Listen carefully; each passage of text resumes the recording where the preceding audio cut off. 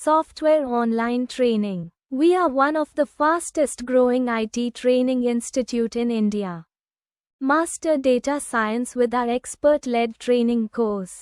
Learn Python, machine learning, analytics and explore digital marketing skills today. For more details, please visit our website mentioned in the description. நாம இன்னைக்கு நம்மளோட திரைவிமர்சனம் நிகழ்ச்சியில director Sukumar இயக்கத்துல அல்லு அர்ஜுன் நடிச்சு வெளிவந்திருக்கக்கூடிய புஷ்பா மூவியை பத்தி தான் ரிவ்யூ பண்ண போறோம். இந்த படத்தை நீங்க இன்னும் பார்க்கல அப்படின்னா இந்த ரிவ்யூவை பார்த்துட்டு அதுக்கப்புறம் இந்த படத்தை பார்க்கலாமா வேணாமா அப்படின்னு சொல்லிட்டு டிசைட் பண்ணிக்கோங்க. அதுக்கு முன்னாடி நம்மளோட லாஸ்ட் வீடியோல நம்மளோட சப்ஸ்கிரைபர் எல்லாத்துக்கும் மூவி டிக்கெட்ஸ் வந்து ஃப்ரீயா தர்றோம் அப்படின்னு சொல்லியிருந்தோம். அந்த மூவி டிக்கெட்டை எப்படி நீங்க பெறணும் அப்படின்னு தெரிஞ்சுக்கணும்னு ஆசைப்பட்டீங்கன்னா நம்மளோட லாஸ்ட் வீடியோவோட லிங்கை இந்த டிஸ்கிரிப்ஷன்ல கொடுக்குறேன். போய் அந்த வீடியோவை பார்த்து அந்த மூவி டிக்கெட்ஸ் எப்படி பெறலாம் அப்படின்னு சொல்லிட்டு தெரிஞ்சுக்கோங்க. சரி, வாங்க வீடியோக்குள்ள போகலாம். இந்த படத்தோட கதை என்ன அப்படின்னு கேட்டீங்கன்னா, படத்துல ஹீரோவா இருக்கக்கூடிய அல்லு அர்ஜுன் வந்துட்டு ஒரு போட்டோ எடுக்கிறதுக்காக 1000 கோடி வந்து செலவு பண்றாரு. நான் ப்ரோ ஒரு அளவு தான் ப்ரோ, ஒரு நல்ல மொபைல் போன் இருந்தாலே ஒரு போட்டோ எடுக்கலாம், இதுக்கு எதுக்கு 1000 கோடி செலவு பண்ணணும் அப்படிதானே கேட்குறீங்க? ஆமாங்க, இந்த படத்துல ஹீரோயினா இருக்கக்கூடிய ராஷ்மிகா மந்தனா வந்துட்டு அல்லு அர்ஜுன் கிட்ட சிஎம் கூட போய் போட்டோ எடுத்துட்டு வர சொல்றாங்க. அந்த போட்டோ எடுக்கிறதுக்கு அவர் வந்து கிட்டத்தட்ட 1000 கோடி ரூபாய் வந்து செலவு பண்றாரு. அந்த 1000 கோடி ரூபாய் எதுக்கு செலவு பண்றாரு அப்படிங்கிறத நீங்க அந்த படம் பார்க்கும்போதே உங்களுக்கு புரிய வரும். படம் ஸ்டார்ட் ஆன உடனே ஜப்பான்ல இருக்கக்கூடிய ஒரு ஹார்பர் ஒன்று காட்டுறாங்க. அந்த ஹார்பர்ல ஷிப்ல இருந்து வெஹிக்கிளுக்கு கண்டெய்னரை தூக்கி வைக்கிறதுக்கு என்ன மாதிரியான டெக்னாலஜி யூஸ் பண்றாங்கன்றீங்க?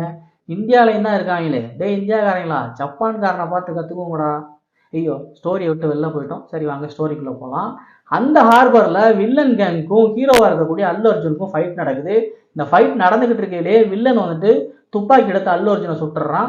துப்பாக்கி கொண்டு பட்ட அல்லு அர்ஜுன் வந்துட்டு கடலுக்குள்ள விழுந்துடுறாரு. டேய், ஏன்னா படம் ஸ்டார்ட் ஆன உடனே ஹீரோவை போட்டு தள்ளிட்டீங்க அப்படிதானே கேட்குறீங்க? இல்லைங்க, இனிமே தான் ஸ்டோரியே ஸ்டார்ட் ஆக போகுது. அப்படி இந்த ஸ்டோரி எந்த மாதிரி இருக்க போகுது, இந்த ஸ்டோரியில என்னென்னலாம் பாசிட்டிவ் இருக்கு அப்படிங்கிறத ஒன் பை ஒன்னா பார்க்கலாம். முதலாவது அந்த படத்தோட பாசிட்டிவ் யாரு அப்படின்னு கேட்டீங்கன்னா, அந்த படத்துல ஹீரோவா இருக்கக்கூடிய அல்லு அர்ஜுன் அவர்கள் தான். தமிழ் சினிமாவை பொறுத்த வரைக்கும் டான்ஸ் அப்படின்னு சொன்னாலே நம்ம ஞாபகத்துக்கு வர்றது தளபதி விஜய் அவர்கள் தான். அதே போல அல்லு அர்ஜுன் படம் பார்த்தவங்களுக்கு தெரியும் அவர் எந்த அளவுக்கு டான்ஸ் ஆடுவார் அப்படின்னு சொல்லிட்டு. இந்த படத்துலையும் அதுல கொஞ்சம் கூட குறையில்லாத அளவுக்கு வேற லெவலில் பெர்ஃபார்ம் பண்ணியிருக்காரு. ஒரு படி மேலே போய் சொல்லணும் அப்படின்னா, யாரா அந்த மனுஷன் நடராஜனுக்கே நடனம் சொல்லி கொடுப்பாங்க போல அப்படின்ற அளவுக்கு இவரோட டான்ஸ் பெர்ஃபார்மன்ஸ் இருக்கு. குறிப்பா இந்த படத்தோட செகண்ட் ஹாஃப் ஸ்டார்ட் ஆன உடனே ஒரு சாங் ஒன்று வரும். அதுல வேற லெவலில் பெர்ஃபார்ம் பண்ணியிருக்காரு. அந்த சாங் முடிஞ்ச உடனே ஒரு ஃபைட் சீன் ஒன்று வரும். இந்த மனுஷனுக்கு எந்த அளவுக்கு ஸ்டாமினா இருந்தா இந்த ஃபைட் சீன்ல இந்த அளவுக்கு எஃபர்ட் போட்டு ஒர்க் பண்ணியிருக்காரு அப்படின்ற அளவுக்கு நம்மளை தோண வைக்குது. குறிப்பா இந்த ஃபைட் சீனை வந்து கோரியோகிராஃப் பண்ணார்ல அந்த ஸ்டண்ட் மாஸ்டர், அவருக்கு ஹேட்ஸ் ஆஃப் சொல்லியே ஆகணும். அந்த அளவுக்கு இந்த ஃபைட் சீன் இருக்குது. கண்டிப்பா மிஸ் பண்ணாம பாருங்க, வேற லெவலுக்கு கூஸ் பம்ப்ஸா இருக்கும்.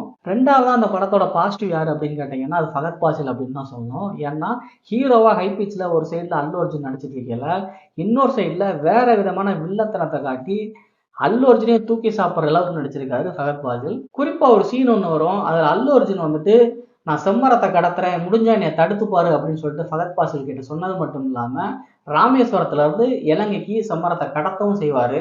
ஃபகத் பாசில் எவ்வளவு முயற்சி பண்ணியும் அந்த செம்மரத்தை தடுக்க முடியாது, இலங்கைக்குள்ள போயிடும். இதுவே சிங்கம் சூர்யாவா இருந்தா நாடு விட்டு நாடு கண்டம் விட்டு கண்டம் தாண்டி போய் அந்த செம்மரத்தை தூக்கிட்டு வந்திருப்பாப்ல. பாவம், இவர் பகத் பாசில் தானே, இவரால் ஒண்ணுமே பண்ண முடியாம போச்சு. இந்த படத்தோட நெகட்டிவ் என்ன அப்படின்னு கேட்டீங்கன்னா, முதலாவதா ராஷ்மிகா மந்தனா தான். ஏன்னா படத்துல ஃபுல்லாவே அவருக்கு கொடுத்துருக்க சீன்ல எல்லாத்துலயுமே ஓவர் ஆக்டிங் பண்ணி வச்சிருக்காங்க. அது மட்டும் இல்லாம இவங்க வர்ற மேக்சிமம் ஆஃப் சீன் வந்துட்டு பாத்தீங்கன்னா 18+ கண்டென்ட்டா இருக்குது. இது படம் பார்க்குற ஆடியன்ஸ் எல்லாரையுமே முகம் சுளிக்க வச்சிருக்கு அப்படின்னே சொல்லலாம். ரெண்டாவதா அந்த படத்துல இருக்கக்கூடிய நெகட்டிவ் என்ன அப்படின்னு கேட்டீங்கன்னா, முதல் பாகத்துல சாமி சாமி சாங்கா இருக்கட்டும், ஊ சொல்றியா மாமா சாங்கா இருக்கட்டும், அதே மாதிரியான பாடல்கள் இந்த படத்துல இருந்தா கூட முதல் பாகத்துல பாடல்கள் ஹிட் ஆன மாதிரி இந்த படத்துல பாடல்கள் ஹிட் ஆகுமா அப்படிங்கிறது சந்தேகம் தான். மூணாவது அந்த படத்துல இருக்கக்கூடிய பஞ்ச் டைலாக்ஸ், என்னதான் படம் முழுக்க ஒரு ஹைப்ல போனா கூட பஞ்ச் டைலாக்ஸ் பெருசா ஒர்க் அவுட் ஆகல அப்படின்னு தான் சொல்லணும். இந்த அளவுக்கு ஒரு மாசான படத்தை எடுத்துட்டு பஞ்ச் டைலாக் எழுதுற விஷயங்கள்ல வந்து கோட்டை விட்டுருக்காங்க அப்படின்னே சொல்லலாம்.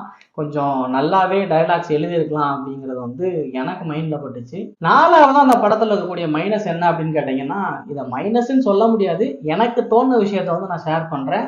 இந்த படத்துல கிட்டத்தட்ட அங்கங்க வந்து பாத்தீங்கன்னா கேஜிஎஃபோட வாடை அடிக்குதோ அப்படிங்கிற ஒரு சந்தேகம் வந்துட்டு இருக்குது. உங்களுக்கு அந்த மாதிரி சந்தேகம் வருதா அப்படிங்கிறத நீங்க படம் பார்த்துட்டு சொல்லுங்க. படத்தோட ஸ்டார்டிங்ல காட்டினாங்கல்ல, அந்த ஜப்பான் ஹார்பர்ல வச்சு ஒரு சீனு, ஹீரோவை துப்பாக்கியால சுடுவாங்கல்ல, அதுக்கான கண்டினியூட்டி வரும் வரும் வரும் அப்படின்னு சொல்லிட்டு வெயிட் பண்ணி தலைவலி வந்தது தான் மிச்சம். கிளைமேக்ஸ்ல படத்தோட 3வது பாகத்துக்கு நங்கூரத்தை நச்சுன்னு போட்டு படத்தை முடிச்சிருக்காரு டைரக்டர்.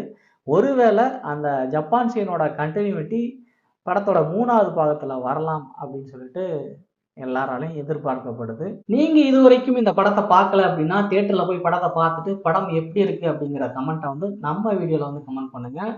என்ன நேயர்களே, நாம இது வரைக்கும் நம்மளோட மூவி ரிவ்யூ நிகழ்ச்சியில புஷ்பா 2 மூவியை பத்தி ரிவ்யூ பண்ணோம். இந்த வீடியோ உங்க எல்லாருக்கும் பிடிச்சிருக்கும் அப்படின்னு நம்புறேன். மீண்டும் அடுத்த வீடியோல வேறொரு படத்தின் ரிவ்யூவோடு உங்களை வந்து சந்திக்கிறேன். அதுவரை உங்களிடமிருந்து விடைபெறுவது நான் ராஜா.